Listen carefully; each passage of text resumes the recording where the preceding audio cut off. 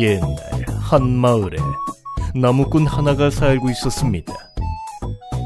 나무꾼은 가난한 집에서 태어났습니다. 늙으신 아버지를 모시며 하루하루를 나무를 해서 겨우 먹고 살았습니다. 가난하게 살다 보니 결혼은 꿈도 못 꾸던 나무꾼이었습니다. 오늘도 나무를 하러 가야겠네. 열심히 벌어서 얼른 장가가고 싶은데.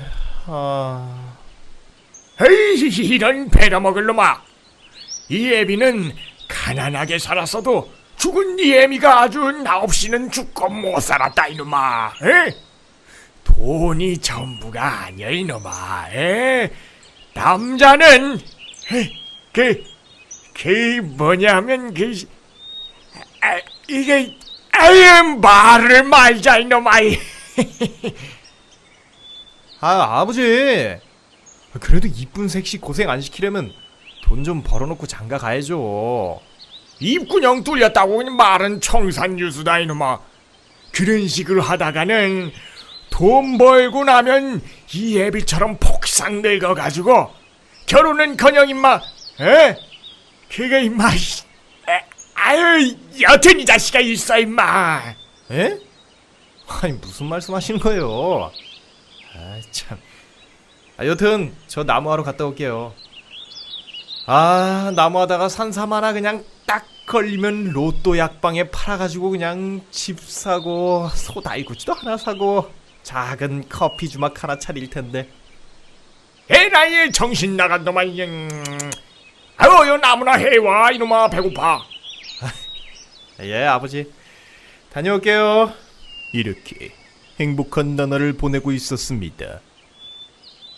하지만 바로 그날 나무꾼의 인생이 바뀌게 됩니다.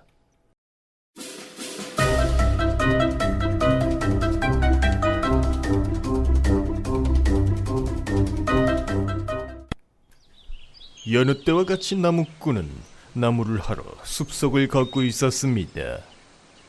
바로 그때였습니다. 사슴 한 마리가 뛰어왔습니다. 깜짝이야.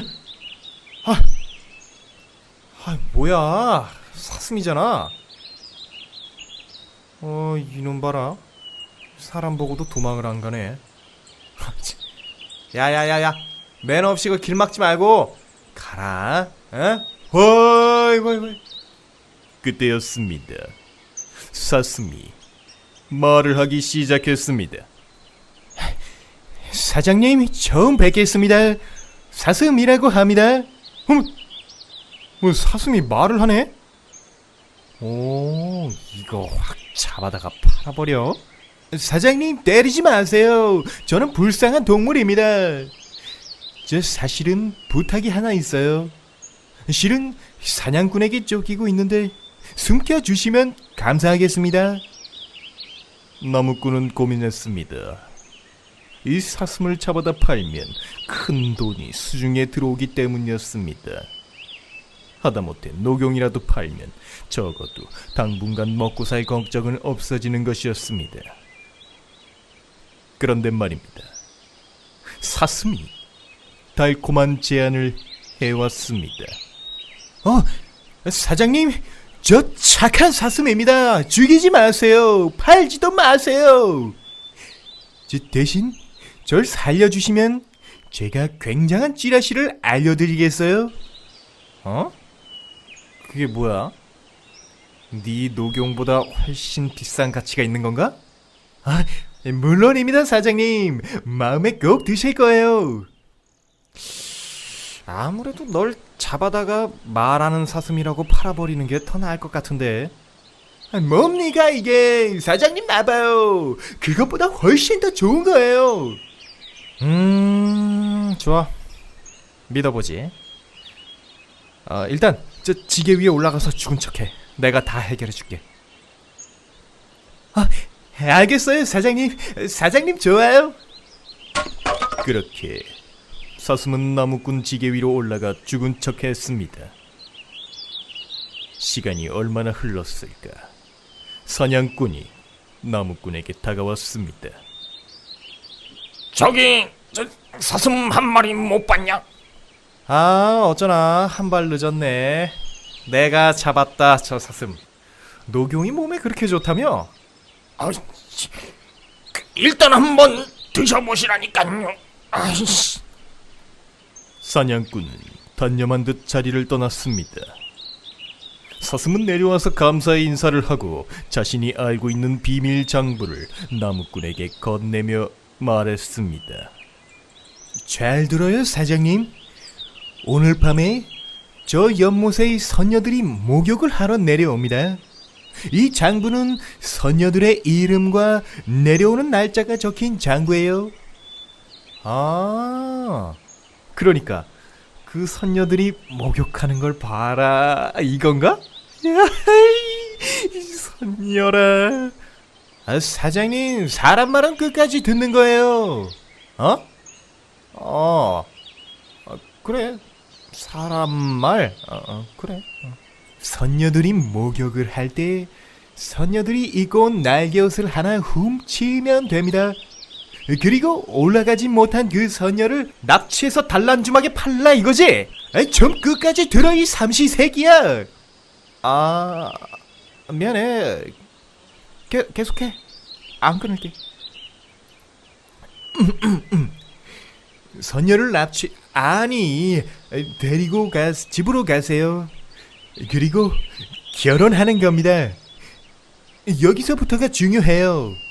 아이 셋을 낳을 때까지 절대 날개옷을 줘선 안 돼요.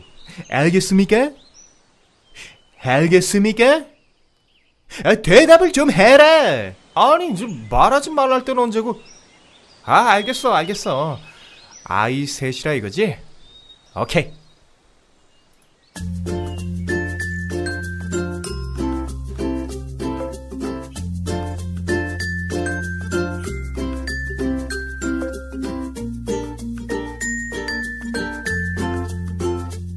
나무꾼은 밤이 될 때까지 연못에서 기다렸습니다. 드디어 선녀들이 내려올 시간이 되었습니다. 나무꾼은 반신반의했지만 하늘에서 진짜 선녀들이 내려오는 모습을 보자 사슴의 말이 진짜임을 알게 되었습니다. 그리고 날개 옷을 감췄습니다. 시간이 얼마나 흘렀을까? 선녀들이 목욕을 다 마치고 하늘나라로 올라갔습니다.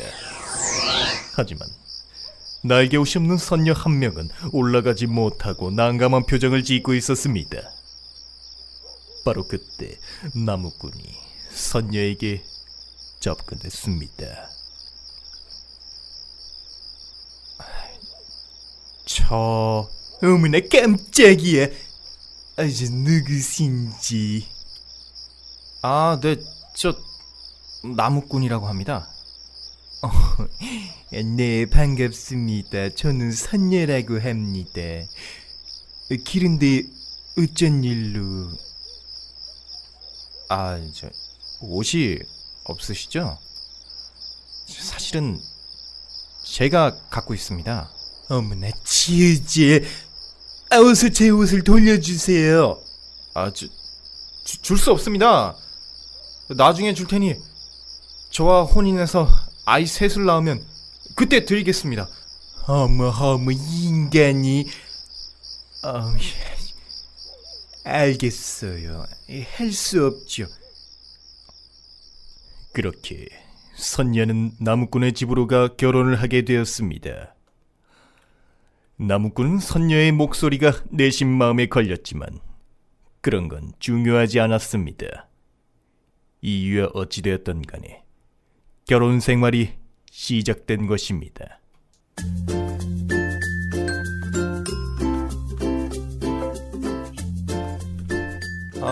여보. 나 나무 하러 가기 귀찮은데. 맛있는 거 해주라. 이런 배려먹을 놈아. 네 놈이 나무를 해와야 먹을 게 있을 거 아니오. 밥 처먹고 싶으면 가서 나무를 베와, 이놈아. 미느라, 나는 만난 거 해줄 거지. 어머, 이 인간들이 그냥 오늘은 그냥 참기름에 비벼 드세요. 아유, 진짜. 선녀는 처음엔 나무꾼이 마음에 들지 않았습니다. 그냥 변태로만 생각했지만 나무꾼의 착하고 성실한 태도에 결국 마음을 열게 되었습니다. 아이도 무려 둘이나 낳았습니다. 그렇게 행복이 오래 갈 줄 알았습니다. 그런데 말입니다. 나무꾼의 휴일날에 이 일이 터지고 말았습니다.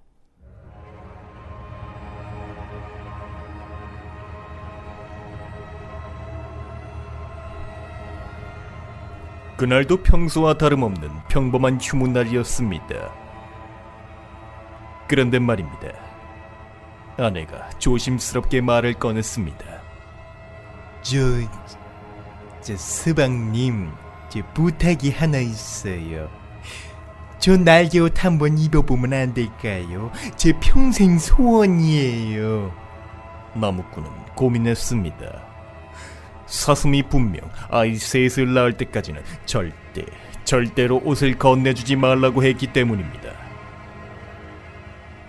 그런데 말입니다. 선녀의 간곡한 부탁에 나무꾼은 혹시나 해서 옷을 주고 말았습니다. 그런데 말입니다. 일어나서는 안 되는 일이 일어났습니다. 선녀는 옷을 입자마자 눈빛이 변했습니다. 그리곤 2명의 아이들을 데리고 하늘로 올라가기 시작했습니다. 여보, 이게 무슨 짓이야? 당장 내려와! 내려오라고! 저 빼버리기 전에! 에이그 이런 한심한 인간 같으니. 셋 낳았으면 나도 완전히 인간이 돼서 그 하늘나라로 못 갔을 텐데 고세를 못 참고 옷을 주니. 닌 사기도 잘 당하겠다. 아이, 잘 살아. 난 애들이랑 전망 좋은 데서 살 테니까 애들 걱정은 마쇼. 바이바이. 안 돼! 이런 수박 씨발라 먹어야! 그렇게 선녀는 떠났습니다. 나무꾼은 매우 마음이 아팠습니다. 하지만 이미 어쩔 수 없는 일이었습니다. 그렇게 슬퍼하던 찰나에 사슴이 다가왔습니다. 옷을 줬군요. 애 셋 낳을 때까지 주지 말라 했잖아요. 뭡니까 이게? 사장님 나빠요. 꺼져!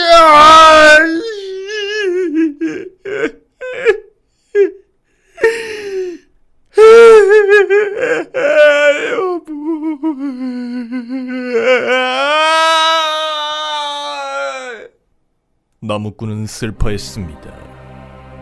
날개옷을 건네준 자신이 너무나도 한심했습니다. 하지만 돌이킬 수 없는 일이었습니다.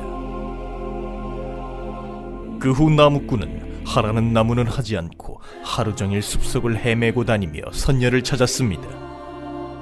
혹시나 다시 연못에 목욕을 하러 내려오진 않을까 기대하면서 말입니다. 그런데 말입니다. 그 사건이 있은 이후로는 다른 선녀들조차도 목욕을 하러 내려오지 않았습니다. 결국 몇 날 며칠을 선녀를 찾아 헤매던 나무꾼은 결국엔 죽음을 맞이하고 맙니다. 여보,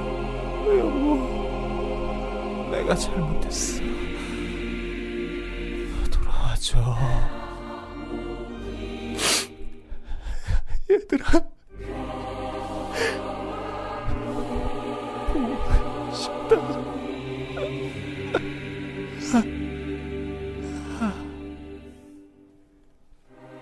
그런데 말입니다.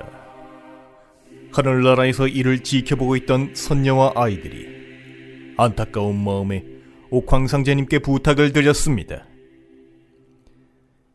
옥황상제는 이를 가엾게 여기고 나무꾼을 수탈교로 환생시켜 아침마다 하늘을 보며 울 수 있게 만들었습니다. 그런데 말입니다. 여기서 제작진은 한 가지 의문점이 생겼습니다. 왜 이렇게 맛이 있는 걸까요? 치킨 말입니다.